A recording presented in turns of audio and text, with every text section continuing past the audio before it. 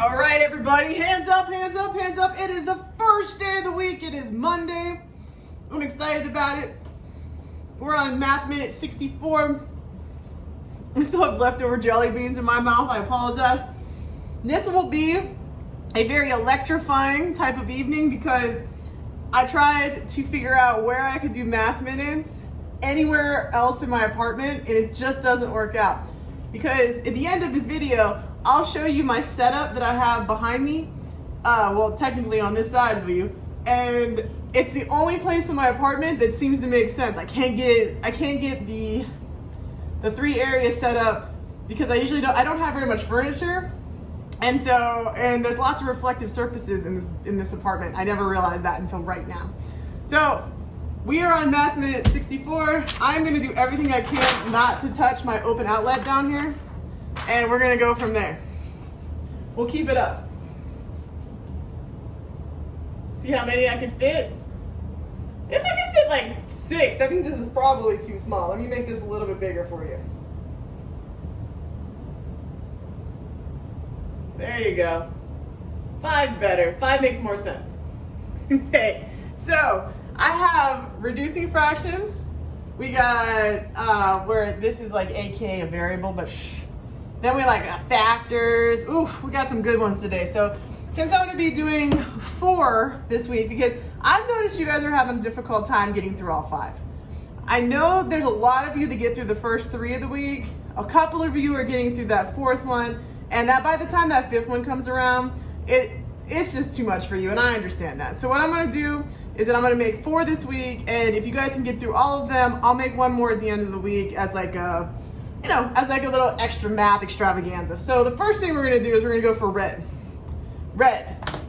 And I'm gonna take this cap, and what I'm gonna do with this cap is I'm gonna set it right next to my phone that I'm videotaping with, because I need to keep that completely still, because if I don't keep it completely still, I can't tell if I move it, if you guys can see me anymore. So I can't see from this angle.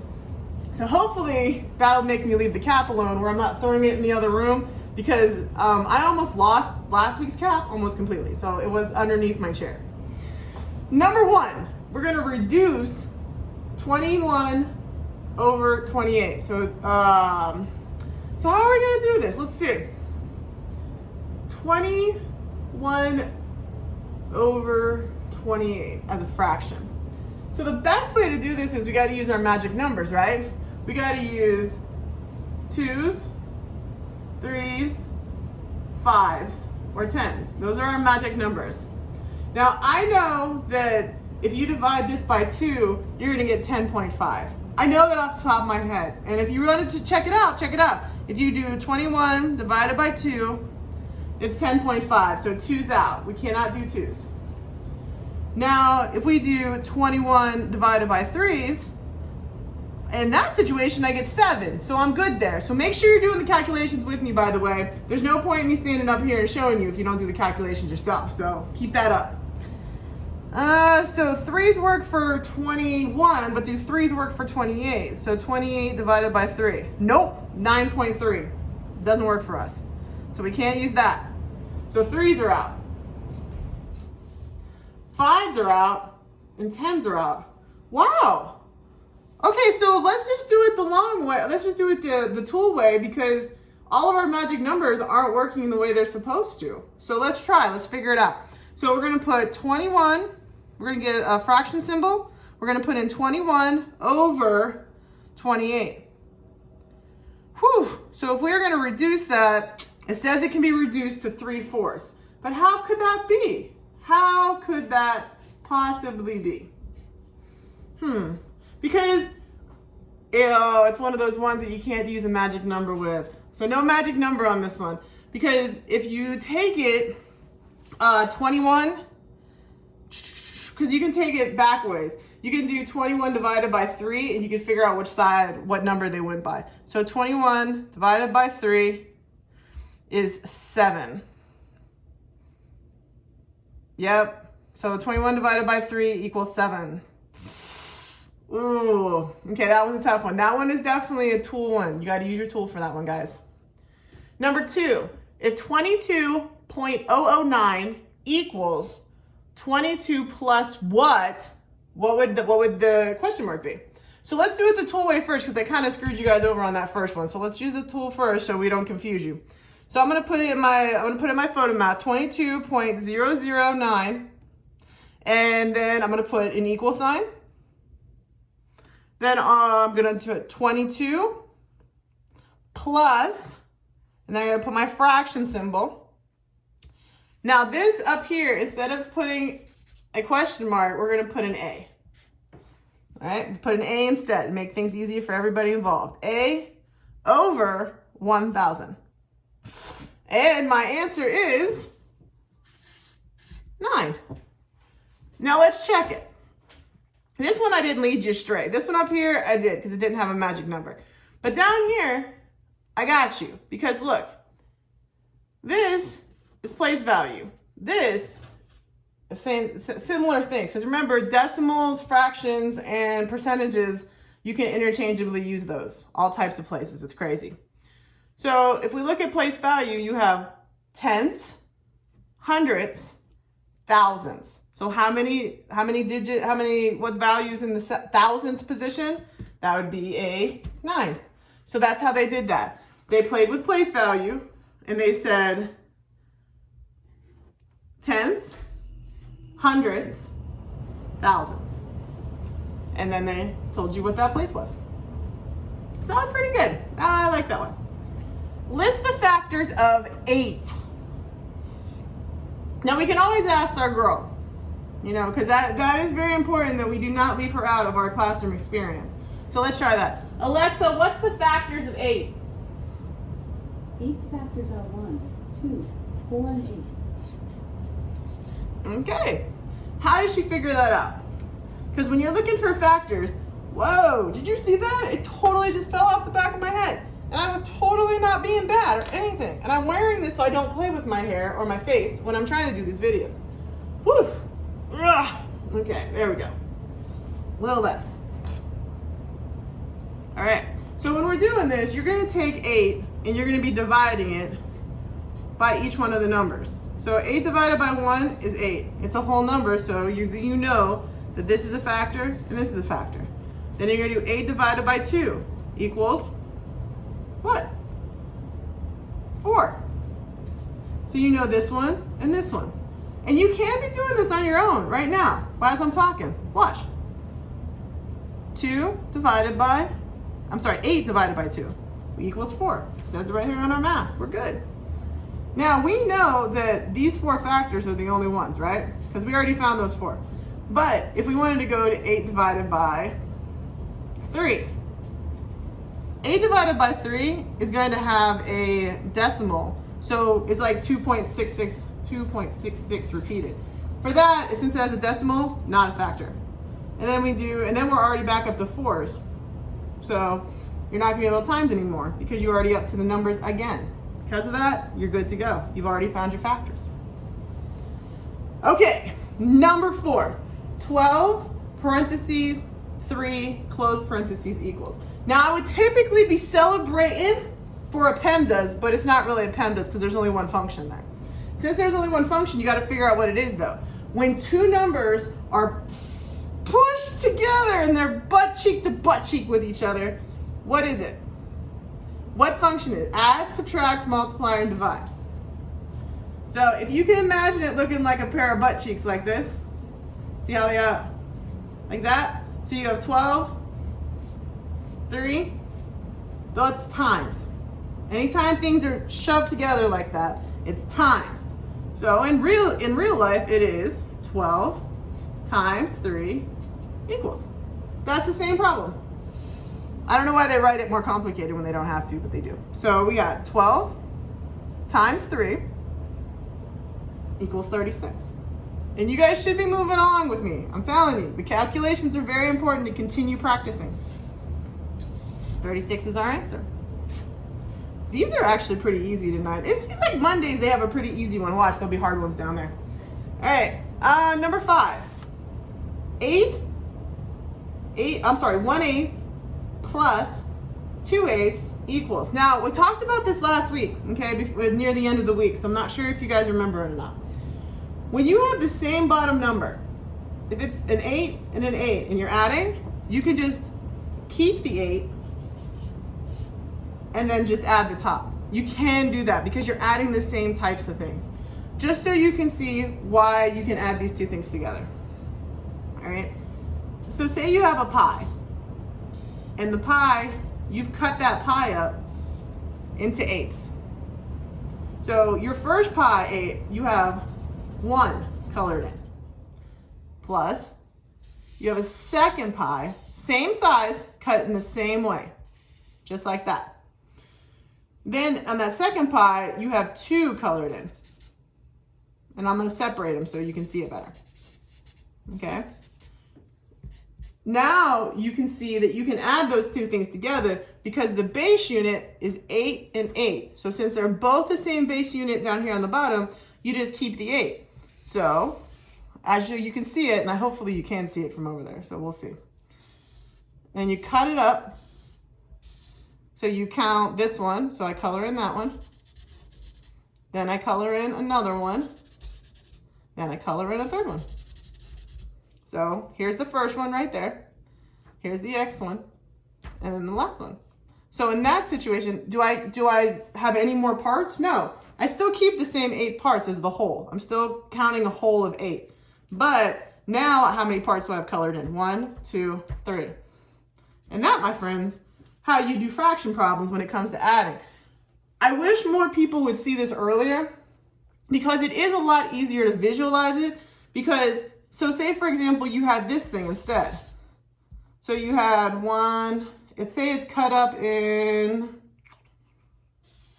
4s.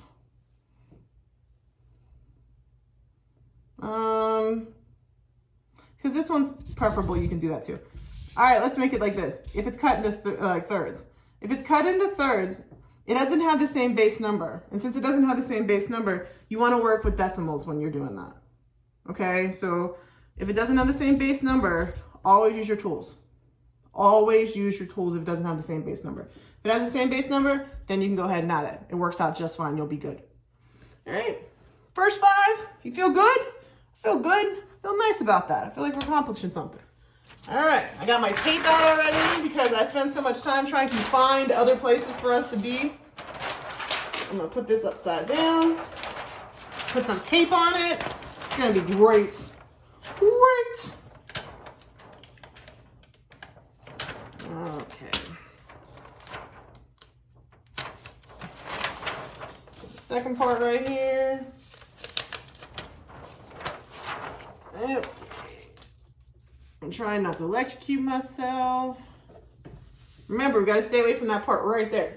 So, see if I can get. Oh, I can't even see that then part. Yeah. I'm gonna have to pull it over a little bit. There you go. Sorry, guys.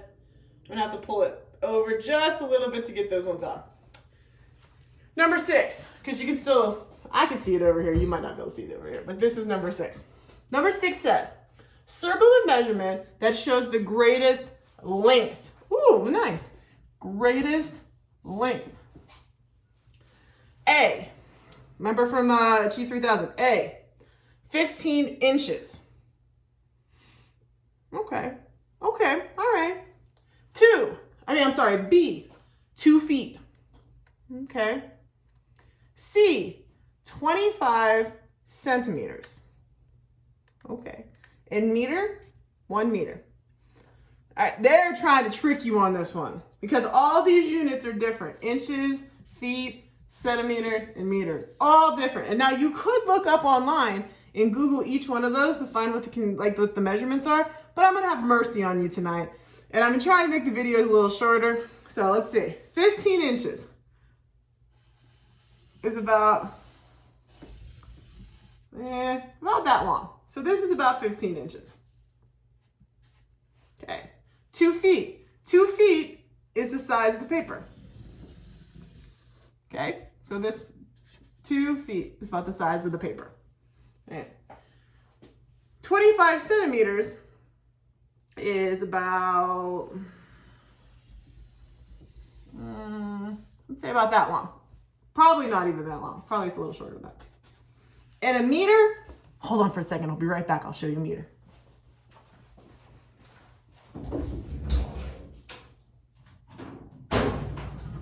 Oh, knocked over my potato gun. All right, this is about a meter. This entire stick right here is about a meter. All right, about 3 feet long. So this is a meter, which is my Swiffer that I sweep up my hardwood floors with.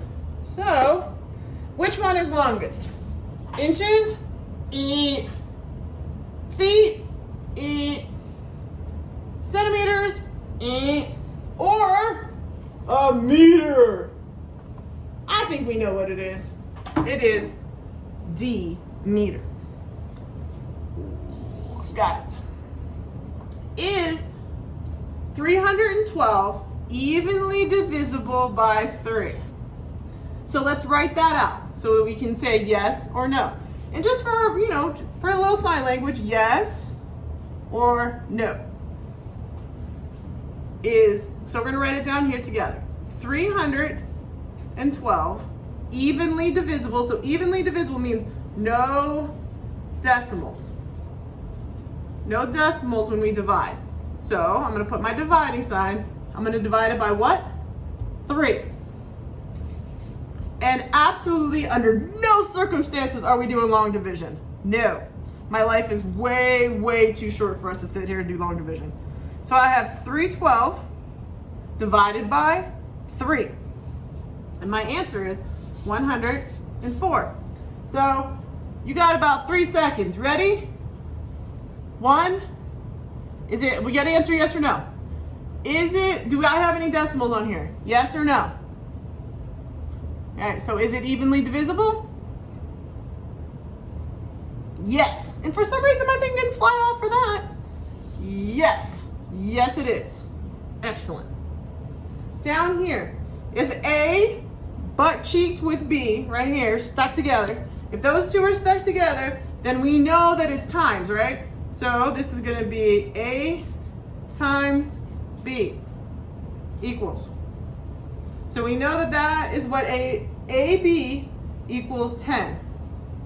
So we know that A times B equals 10. All right, so that is done. Now we have to replace the B because B equals 2. So let's rewrite it over here as A times B, which is 2, equals 10. Ooh, we get to have a little bit, we got to do our equation. And you know what we do with equations? We balance them. Because we have to get this A by itself, which means this times 2 needs to go over here. So I'm going to take this side, and I'm going to balance it with this side. If we have, remember we talked about this before, if we have times, which is right here, then we divide. If we have divide, that means we do times. If we have plus, that means we minus. If we have minus, that means we plus. That's how that works. Oh, by the way, last week, no one told me that I wrote on the wall. I totally wrote on my wall last week. I had to get some cleaner out and scrub it out. Okay, so we have A times 2 equals 10. So if I have times, then I divide. So I'm going to divide this side by 2. So that goes away and relieves me with my A. A equals, and then I got to divide this side by 2. So now I have 10 divided by 2. Now, how am I going to do that? I can do it my tool way, which is 10 divided by 2, which I know is 5. Or you can do it visually. 1, 2, 3, 4, 5, 6, 7, 8, 9, 10. And then I'm dividing them in groups of 2. 1, 2, 1, 2, 1, 2, 1, 2, 1, 2. So 1, 2, 3, 4, 5. Same thing, both ways. That's right. Now on this one, this one right here is trying to trick you. Because you have the base number, so just in case you can't see it, it's 1 to the cube. It's 1 cubed, or 1 to the 3rd power. So your base is 1. So you have 1. Now how many times do you write 1 down? 3 times. 1, 2, 3. What do you do in between? You times them when it comes to exponents. So you put a little time symbol. But this is where they're trying to mess with you. So you ready? Whoops. That really wasn't an equal sign. That was a weird messed up sign. 1 times 1 is 1. 1 times 1 is 1. So it stays a 1. So anytime that you have a 1 with exponents, it's always going to stay 1, just so you're aware. It's pretty crazy, but that's what it is. Last but not least, we have 4 plus 2.5. Wow, that's kind of really easy. Is that really our problem? Hold on, let me take it down just a little bit more. Yeah, that's really our problem. Okay, so two ways to do this. So you have the 4, let's go ahead and 4 plus 2.5, which is 6.5 on our calculator. So we have 6.5 on our calculators. But how do you do this if you're, the corona way?